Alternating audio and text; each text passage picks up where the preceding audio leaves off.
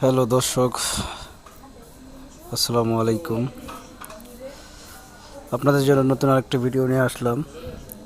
যে আপনারা অনেকেই শুনতেছেন যে দারাজে ক্যাশব্যাক দেয়, দারাজে ক্যাশব্যাক দিচ্ছে, কিন্তু কীভাবে দিচ্ছে আপনারা কেউ জানেন না, আর কিভাবে নিতে হচ্ছে এই বিষয়টাও কেউ জানেন না। তো এই বিষয়টা নিয়েই আপনাদের জন্য ভিডিওটা করলাম। তো আজ আমি দেখাবো যে আপনারা কিভাবে দারাজ অ্যাকাউন্টটা আগে অ্যাক্টিভ করে তারপরে আপনি ইনস্ট্যান্ট ক্যাশব্যাকটা বিকাশে নিয়ে নেবেন। তো আপনারা জানেন, তো যারা অ্যাকাউন্ট নাই আপনারা প্লে স্টোরে যাবেন।